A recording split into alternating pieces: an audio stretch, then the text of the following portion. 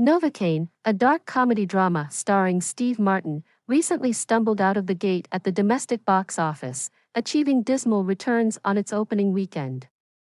The film, directed by David Atkins, grossed a mere $3.6 million, leading to a sluggish and uninspired debut that left both critics and industry insiders questioning its commercial appeal.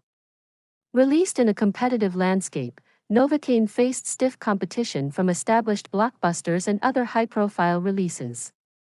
The movie, which weaves a tale of moral decay and personal unraveling in a small-town dentist's life, failed to capture the interest of audiences, despite a relatively strong ensemble cast, which also includes Helena Bonham Carter, Laura Dern, and Elias Koteas.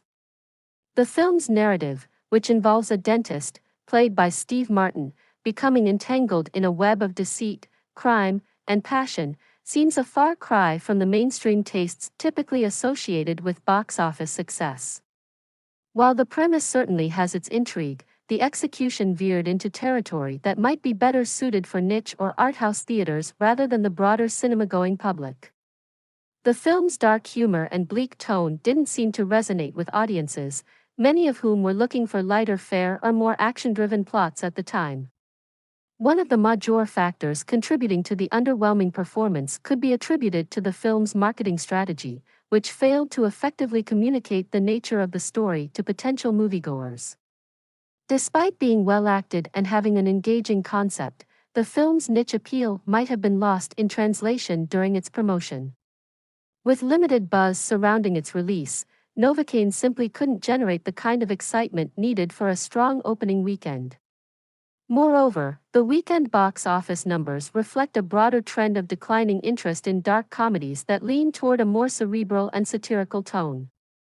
In an era dominated by superhero blockbusters and high-energy action films, Novocaine felt like a relic of a past era, with little room to compete against the demands of modern cinema-goers.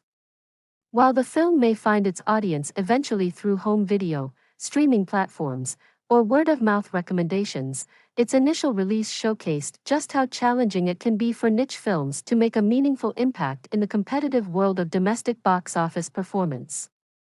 In conclusion, Novocaine led a numbingly slow weekend at the domestic box office, offering a stark reminder of the challenges faced by films that attempt to balance niche appeal with the broad demands of mainstream cinema.